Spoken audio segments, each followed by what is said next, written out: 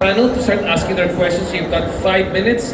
After the first question has been asked, then we will start with the timer. Let's begin first with Mr. Arvin Oberga, or rather Paulo of IBG. Please go ahead.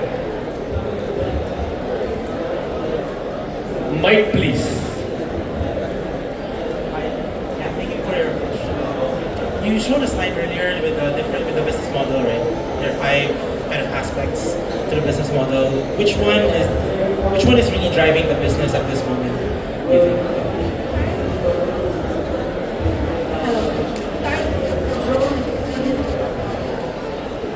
Drone as a service. That's the one that's driving the revenues. Yeah, the drone as a service. And then just a quick follow-up to that. For the franchising, where do you see that? How much of a role do you see that playing in your future growth, or is it sort of an experiment at the moment? Okay, you know what? Philippines is kind of challenging. Challenging in the sense that our agricultural areas are fragmentized, especially that we are a rice-producing country. So aside from its fragmentized, we are also challenged with a lot of regulatories. I tell you, owning a drone is also owning a plane. You have to comply all these regulatories from GAAPAP and even the fertilizer and pesticide because we're dispensing pesticide. And all this, we don't think a small farmer, can afford to go through all this process. That's why we provided this franchising model, and I believe this will be one of the biggest, strong and big driver in terms of expanding the operation across the country. Thank you. So, Director Ilano? You did mention a while ago the average age for our farmers is about 57. I do understand that the target would be the second, third generation in the family, right? But how will you look at those aging farmers to adopt technology? Because I think that's one major concern, even for using cell phones right now.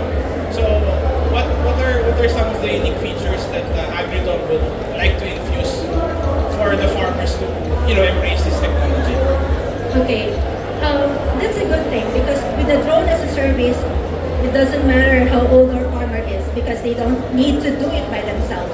And though despite of the age, you know what?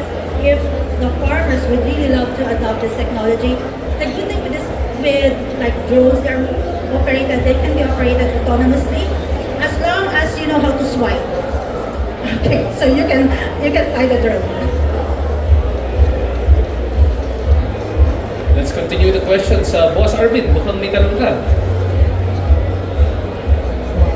Sorry, congratulations again, ma'am, we've seen you in BCYF Innovation Award, so Yeah, thank you. congratulations.